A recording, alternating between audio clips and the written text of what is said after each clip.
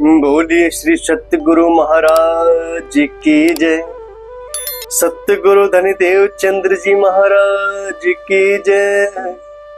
महामती श्री प्राणनाथ प्यारे की जय। सतगुरु श्री राम रतन साहेब की जय। मेरे प्राणधाम, मेरे आत्म संबंधी सुंदर साथ जी, आप सभी के चरणों में मेरा कोटान कोट प्रेम प्रणाम।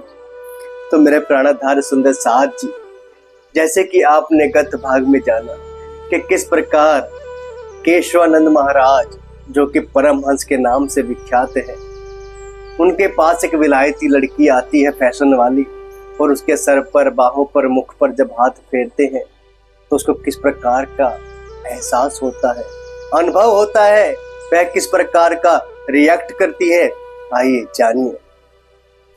वह लड़की को तनिक न भाया, तभी भड़क कर खड़ी हुई, कुछ कुछ कहती हुई वहां से घर जाने को दौड़ पड़ी। देखिए, वह विलायत से आई है, विदेश से आई है, परंतु केशवानंद महाराज जी के हाथ फेरना, उनके सर पर उनका ज्ञात करना, इस प्रकार से उसको बॉडी को टच करना, उसके बाहों को टच करना, मुख पर हाथ फेरना, उस लड़की को समझ नहीं आया। वह इसका मतलब कुछ गलत ही लगा बैठी, और इस प्रकार उसे क्या हुआ कि भड़क गई। उसने ना जाने क्या क्या कह डाला, और कुछ बड़बड़ करती हुई कहती हुई वह वहां से तुरंत निकलकर अपने घर की ओर दौड़ पड़ी।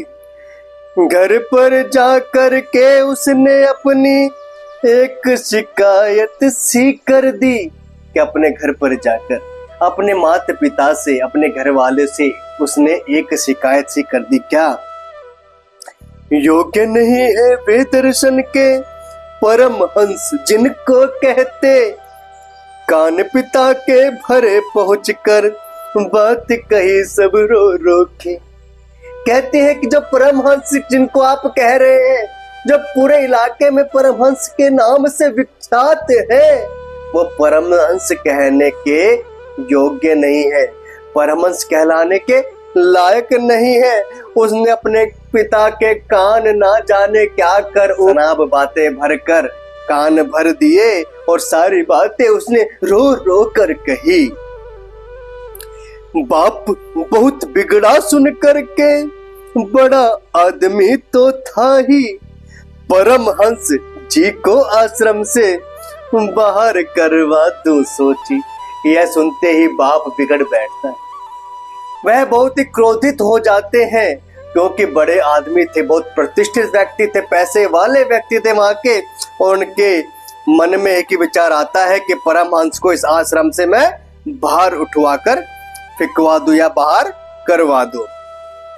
वहीं कलेक्टर का डेरा था, दौरे पर था वह उस वक्त, उसने करी शिकायत जाकर, था अंग्रेज बहुत ही सख्त। कि वहीं पर एक कलेक्टर का डेरा भी था, और उस समय वह वहां पर दौरे पर था, राउंड लगा रहा था। तो उस लड़की के पिता ने सारी शिकायत उसके सामने कर दी, और वह अंग्रेज अफसर बहुत ही सख्त मिजाज का था। अड्डा है गुंडों का यहाँ एक, आवश्यक है उठ जाना, उल्टा सीधा भरा साहब को, साहब ने भी सच जाना। वह व्यक्ति कहते हैं कलेक्टर साहब को कि यह एक गुंडों का अड्डा है, यहाँ पर आने वाले जितने भी भक्तजन हैं उनके साथ छेड़छाड़ की जाती है। इस प्रकार से उन्होंने भी कलेक्टर साहब के कान भर दिए, और कलेक्टर साहब ने भी इन बातों को सच मान लिया। बोला, वेल हम खुद देखेंगे। अतः आश्रम पर पहुंचा, परमहंस जी की गादी के सम्मुख जाकर खड़ा हुआ। वो बोला, वेल अच्छा, अब हम खुद देख लेंगे, आपने जितनी बातें बतानी थी आपने हमें बता दी, अब आप बेचिंत हो जाइए। Don't take tension, I will take care of all things, कि मैं सबको अब देख लूंगा जाकर। इस प्रकार वह परमहंस जी की गादी पर उनके आश्रम में उनके समक्ष जाकर खड़े हो जाते हैं। वर्ष 300 के मानव पर नजरें पहली बार पड़ी, साथ सेठ था उसने भी दृष्टि उन पर डाली गाढ़ी। कि 300 वर्ष का कोई व्यक्ति उसने अपने जीवन में पहली बार देखा था, और पहली बार इस प्रकार के व्यक्ति के ऊपर उनकी नजर पड़ी, और साथ में उनके वह सेठ भी था, वह बिजनेसमैन भी था, जिसकी भी दृष्टि उन पर पड़ी उस वक्त। ना प्रणाम ना बंधन कोई देख रहा था खड़ा खड़ा, जो सर पर था टोप साहब के परमहंस ने मांग लिया। कि इस कलेक्टर ने और उस सेठ ने ना कोई प्रणाम की, ना कोई वंदन किया, ना कोई नमस्ते की, किसी प्रकार का अभिवादन उनके साथ नहीं किया, और खड़े खड़े वह देख रहे थे। तभी क्या होता है कि जो कलेक्टर साहब के सर पर टोपी होती है, जो टॉप होता है, हैट होता है, परमहंस जी उसे मांग लेते हैं कि कलेक्टर साहब कृपा करें, आप एक बार अपना टॉप हमें दे दीजिए। मोती दिया साहब ने खुद उतार कर, परमहंस जी ने लेकर मूत दिया उसकी टोपी में, अपनी टांगों में देकर। कि कलेक्टर साहब से जब टोपी मांगी जाती है तो खुद से उठाकर देते हैं कि लीजिए, और उसके बाद क्या होता है कि परमहंस जी वह टोपी लेते हैं और अपनी टांगों के बीच में देकर उसके ऊपर पेशाब कर देते हैं। मूत मात कर दिया हाथ में, एक के लो सिर पर रखो, बड़े चकित थे लोग सभी ही, लख उनकी करतूतों को। कि जब उनकी टोपी में वह पेशाब कर देते हैं, गंदगी फैला देते हैं, उसके पश्चात वह देते हैं उनको, लो भाई अपनी टोपी लो और इसे अपने सर पर रखो। इस प्रकार की कृति को देखकर, इस प्रकार का कार्य परमहंस केशवानंद जी के द्वारा किए हुए को देखकर वहां पर जो लोग खड़े थे उनके करतूतों को देखते हैं। थी तौहीन एक अफसर की, वह भी एक कलेक्टर की, जो छोटे अफसर थे संग में, उन सब की त्योरी बदली। कि यह एक बेइज्जती वाला काम था। एक कलेक्टर दर्जे का व्यक्ति उनके समक्ष खड़ा है, उनसे टोपी मांगकर वह परमहंस जी उनकी टोपी पर पेशाब कर देते हैं और कहते हैं बाद में कि लो भाई इसे अपने सर पर रखो। तो यह एक बहुत बड़ी बेइज्जती थी। और जो साथ में उनके छोटे अफसर थे, उनकी तोड़ियां उनके माथे पर चढ़ गई, उनके अंदर उनका स्वभाव में परिवर्तन हो गया, उन्हें बहुत ही क्रोध आने लगा। हाल सेठ का तो पूछो मत, दिखे उनके मन चीते, बोला जिलाधीश से देखो हम तुमसे जो कहते थे। कहते कि सेठ का तो हाल पूछो ही मत, कि उनका हाल किस प्रकार बेहाल हो गया। उनके तो मन चौथे सब कुछ दौड़ते नजर आए। बोला जिलाधीश को देखो, कलेक्टर साहब को वह बोलता है और जिलाधीश को बोलता है देखो जो हम कहते थे वह बिल्कुल सत्य है। इन परमहंस की जो विख्यात है यहाँ पर प्रसिद्धि है वह बहुत गलत है। यह कोई कार्य भी ढंग का नहीं करते। अपनी आंखों देख लिया खुद, इनके डंडे लगा देना, अभी भगाओ इस आश्रम से, यहाँ नहीं रहने देना। तो ऐ सेठ कहता है कि साहब आपने आज तो अपनी आंखों से ही देख लिया, अब इनको आप डंडे लगाइए, लठ मारिए, कुछ भी करिए, इनको भगाओ यहाँ से उठाकर इस आश्रम से, यहाँ पर इनको अब कतई भी रहने नहीं देना। टोप हाथ में था जिसके अब गया कलेक्टर के वह पास, और साथ ही बड़े अदब से किया साहब के सर पर हास। कि जिसके हाथ में टोप था कलेक्टर साहब का, वह बड़े ही अदब के साथ, बड़े ही इज्जत के साथ उनके पास जाता है और बड़े ही अदब से उनके सर पर वह टोप रखने का प्रयास करता है, यानो रख देते हैं। फूल चमेली झड़े टोप से ठीक कलेक्टर के सर पर, महक उठी एक साथ गंध, वहां वातावरण हो गया तर। कि जिस टॉप के अंदर परमहंस जी ने पेशाब कर दिया था, और जब बोला कि कलेक्टर साहब को यह टॉप पहना दो, तो जब वह टोपी लेकर कलेक्टर साहब के पास गई, उनके सर पर रखने का प्रयास किया, तो क्या होता है प्राणाधार सुंदर साज, एक चमत्कार वहां पर हो जाता है। उस पेशाब के बदले वहां पर चमेली के फूल कलेक्टर साहब के सर पर गिरते हैं, और वहां पर एक बहुत ही अच्छी सुगंध चमेली की फैल जाती है, जिसके कारण वहां का पूर्ण वातावरण सुगंधित हो जाता है। मानो स्वागत किया साहब का, दांत तले आई उंगली, दृश्य जिसे भी मिला दर्श का, वाह वाह मुंह से निकली। कि ऐसा प्रतीत होता है कि मानो परमहंस जी ने कलेक्टर साहब का बड़े ही अनोखे ढंग से स्वागत कर दिया, जिसके कारण जो वहां पर व्यक्ति थे, जो दर्शनाभिलाषी थे, जो देख रहे थे, उनकी दांतों तले उंगली आ गई।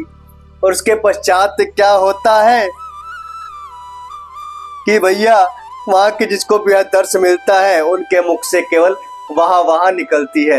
वितमरा सेठ तो जैसे देखा साहब ने उसको, डांट सेठ को पड़ी फिर तो इनको गुंडा कहते हो। कि जैसे कि भाई वह जहां पर जो सेठ खड़े थे वहां तो जीते जी ही मर गए, उनको ही कलेक्टर द्वारा फिर डांट पड़ गई। और क्या कहते कलेक्टर साहब उनको, हाँ भाई सेठ क्या कहते हो तुम, इनको गुंडा कहते हो, ये बहुत ही पहुंचे हुए साधु संत हैं। साबित है तुम खुद गुंडे हो, औरों को बतलाते हो, जो जाहिर है साफ एकदम, तो मत उन्हें लगाते हो। कहते हैं कि साबित हो गया सेठ जी ये कोई गुंडे नहीं है, अब केवल आप ही गुंडे हैं, लेकिन आप दूसरे पर इल्जाम लगाते हैं। अब तो यह साबित भी हो गया, अब जाहिर है साफ एकदम कि आप केवल तोहमत लगा रहे हो, इल्जाम लगा रहे हो। इन्हें कभी भी अगर कोई तकलीफ हुई तो तुम जानो, बुरी तरह मैं पेश आऊंगा, इनको आप खुदा जानो।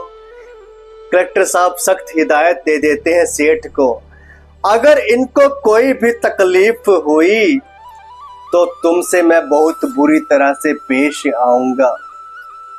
अब इनकी सेवा आपको करनी है, इनके बारे में कोई अनाब शनाब बकबक नहीं करनी है। आप इनको तो मानिए कि यह खुद ब खुद खुदा है, उस पार ब्रह्म परमात्मा का ही कोई अंश है, जिस प्रकार के चमत्कारिक पुरुष हैं। परमहंस जी को सलाम कर वापिस चला गया साहब, घटी वहां ऐसी लीला, चकित हुए सब ही बेढप। के परमहंस जी को सलाम कर, प्रणाम कर, नमस्कार कर, वहां का जो कलेक्टर था वह वहां से चला जाता है, और इस प्रकार की लीला वहां पर घटती है कि सब आश्चर्य चकित रह जाते हैं। परमहंस जी पर अति श्रद्धा इसके बाद बनी सबकी, ना भी पूजता था जो उनका, उसकी भी इच्छा उपजी।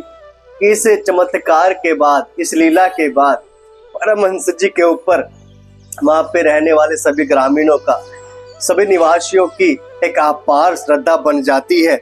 जो उनको पहले कोई पूछता भी नहीं था, अब उनको पूजना शुरू कर देते हैं। चमत्कार को देख कर करती दुनी सलाम, प्यारे करती दुनी सलाम, होसन मुख परमात्मा कोई नहीं पहचान। बोलो जी श्री धाम धनी की जय, बोलो जी श्री रतन पिया की जय। तो प्राणाधार सुंदर साहब कहते हैं चमत्कार को नमस्कार, कि चमत्कार को देख कर करती दुनी सलाम। कि अगर कोई भी साधु संत है, कोई भी सन्यासी है, कोई भी गुरु है, अगर वह कोई चमत्कार दिखला दे कोई ऐसी कृति दिखा दे, ऐसा कोई कार्य करा दे जिससे कि किसी का कार्य बन जाए या उसके समक्ष रूप से कोई चमत्कार हो जाए, तो वह उस पर पूर्ण विश्वास करने लग जाता है। अन्यथा अगर सामने कोई परमात्मा स्वरूप भी बैठा है, उसको पहचान वह नहीं सकते। केवल चमत्कारी पुरुष को ही वह अपना इष्ट मानना शुरू कर देते हैं।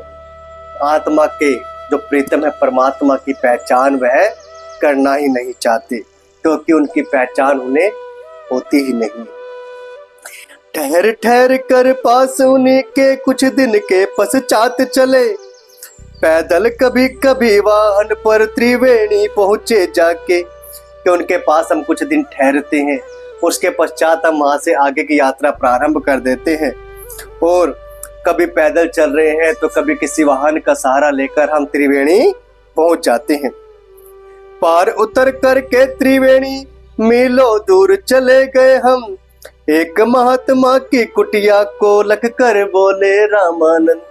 फिर त्रिवेणी को भी पार करके हम काफी मील दूर तक पहुंच जाते हैं और एक महात्मा की कुटिया को देख कर रामानंद जी हमें क्या कहते हैं, यहीं ठहर जाओ भगवान, अब टेक दिया कर का सामान, रात रात ही ठहरे हम उस कुटिया पर बनकर मेहमान। तो रामानंद जी कहते हैं कि भगवान हे मेरे महाराज जी, अब यहीं पर ठहर जाते हैं और हम उनकी बात को मानते हुए केवल रात भर वहां पर टिकते हैं अपना सामान रखकर, और मेहमान की तरह उस कुटिया में केवल एक रात के लिए रुकते हैं। तो प्राणधार सुंदर साहब जी, इस प्रकार का चमत्कार वह परमहंस महाराज केशवानंद जी दिखलाते हैं, जिसके कारण वहाँ के लोगों में उनके प्रति अपार श्रद्धा उपज जाती है। तो अपने महाराज जी भी कुछ दिन वहीं पर ठहरते हैं, फिर आगे की ओर बढ़ते हैं और एक कुटिया में रास्ते में ठहर जाते हैं। रामानंद जी के कहने पर आगे क्या होता है प्राणधार सुंदर साहब जी, क्या इस कुटिया से अगली सुबह महाराज जी आगे निकलते हैं या यहीं पर ठहरते हैं, जानने के लिए देखिएगा अगला भाग।